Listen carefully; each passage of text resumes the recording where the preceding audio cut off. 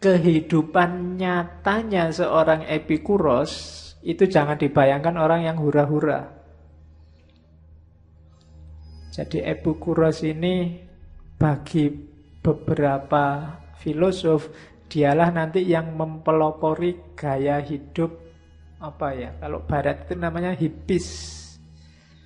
Jadi orang-orang yang menjauh dari keramaian terus menikmati hidup. Nanti jamaahnya banyak Epikuros ini. Jumlahnya sekitar 400-an zaman itu, kira-kira 400-an lebih, membentang dari Mesir sampai ke Palestina. Jamaahnya banyak. Jadi awalnya dia beli rumah besar, yang di rumah itu dibikin semacam sekolah, kampus, cuma tidak di dalam ruang tapi outdoor. Makanya dikenal sekolah kebun atau sekolah taman. Bahasa Inggrisnya the garden school. Jadi sekolah taman. Orangnya ngumpul di taman, nyari posisi santai, saenake, terus belajar. Dan hidupnya juga di rumah itu. Nanti di rumah itu banyak kamar-kamar, monggo milih kamar yang cocok. Berinteraksi sesering mungkin di sana, tukar pikiran sesering mungkin, tapi santai, menikmati hidup.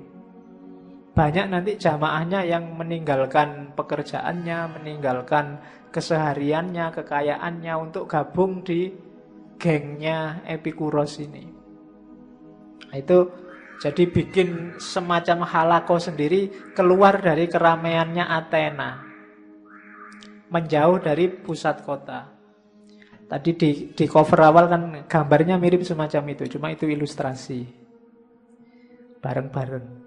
Dan nanti banyak cerita-cerita fitnah. Apa? Kalau hari ini hoak. Jadi ada yang bilang Epikuros itu selalu mengadakan pesta-pesta makan dan juga pesta-pesta seks. Cuma itu hoak ya, karena hari ini nggak ada medsos, nggak ada yang bantah. Tapi bantahannya ada di beberapa buku yang menunjukkan bahwa enggak kayak gitu. Dan Epikuros ini nyufi beneran gaya hidupnya.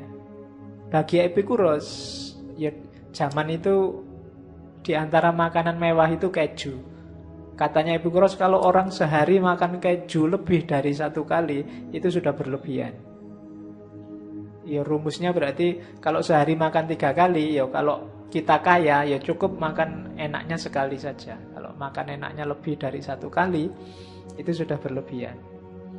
Ya mungkin orang modern hari ini merasakan kebanyakan makan enak, akhirnya penyakitnya datang. Ya, yang susah kita. Kita itu waktu ndak punya uang, pingin makan enak, ndak bisa beli. Besok sudah kerja punya uang, pingin makan enak, ndak boleh sama dokternya. Jadi sepanjang hayat nggak sempat makan enak. Jadi Epikuran gaya gitu. Nanti mungkin di fase-fase terakhir ketika Kristen lahir, ajaran ini ditentang. Sehingga halakoh-halakohnya dibubarkan. Nanti rumah-rumah besar tempatnya Epikuros dan para sahabatnya sebagian besar dijadikan biara gereja. Dan ajarannya dibasmi. Saya bilang tadi nanti yang lebih disukai aliran stoicisme yang kita bahas minggu depan. Ya kalau dari sisi tahunnya Epikuros ini 350 sebelum Masehi. Jadi abad-abad ketiga sebelum Masehi. Jadi kehidupan nyatanya beliau ini seorang mistikus sebenarnya, sufi yang uzlah, menjauh dari dunia dan menikmati hidup. Ya menikmati hidup itu tidak berarti terus kaya raya senang-senang dengan hartanya. Tidak ada syarat harus kaya untuk bisa senang dan bahagia. Dan itulah yang dipraktekkan oleh Epikuros dan murid-muridnya. Maka kalau mau dikasih judul malam ini, tema kita adalah menikmati hidup. Dan Epikuros memang menyindir filsafat sebelumnya. Filsafat sebelumnya itu terlalu bikin sumpek, hidup yang simple. Rumusannya terlalu jelimet. Padahal hidup ini sangat sederhana. Dan kalau kita bisa memahami logika kesederhanaan ini, kita akan menemukan hidup yang nikmat, hidup yang nyaman. Segala keruwetan hidup kita itu karena cara hidup, cara mikir kita sendiri yang kita bikin ruwet. Ya kayak ngaji ini loh. Kadang-kadang kan pengajian-pengajian tertentu itu kalau mau ikut pengajian harus bikin seragam. Oh itu ya karena saya ngalami sendiri. Baru ikut pengajian suruh beli seragam. Ya bagus sih kelihatan seragam semua, nggak kayak ini ada yang kaosan, ada yang tidak apa-apa sebenarnya, cuma tidak ada hubungannya sama kemampuan ngaji kan. Tapi kita sendiri yang bikin rumit, bikin aturan-aturan. Kalau di sekolahannya Epikuros tadi bebas. Kamu sambil lesehan juga tidak apa-apa, sambil tiduran juga tidak apa-apa, sambil nongkrong, bahkan tadi gambarnya ada yang duduk di atas meja juga tidak masalah. Yang penting saling terbuka, diskusi, saling senang. Bahkan nanti ada gambar yang nggak saya masukkan, ada yang gambar beberapa malah tidak pakai baju. Yo, kalau kamu nggak boleh tidak pakai baju. Oke, kasihan temennya. Ya. Jadi itu Epikuros. Terus, nah kenapa dia nyepi? Tidak ikut gabung sama Socrates and the gang dan kawan-kawan dan wa akhwatuhu wa ashabuhu di Athena. Katanya Epikuros, I have never wished to cater to the crowd. For what I know, they do not approve. And what they approve, I do not know. Katanya Epikuros, aku ndak pingin ikut-ikutan terjun, ikut-ikutan cater. Cater itu catering, kata dasarnya catering. Ikut melayani, menyuplai kebutuhan crowd, kebutuhan banyak orang. Bahasa Sunan Kalijogo, ikut-ikutan arus. Orang banyak. Sekarang trennya apa, yang jadi viral apa, terus kamu ikut di situ. Logikanya orang banyak itu katanya Epikuros, for what I know, they do not approve. Yang aku tahu biasanya mereka nggak setuju karena orang biasa itu nggak mau mikir dalam. Maunya yang lain begitu ya begitu. Sementara para filosof ini kan mikirnya dalam. Jadi katanya Epikuros, yang aku tahu mereka nggak setuju.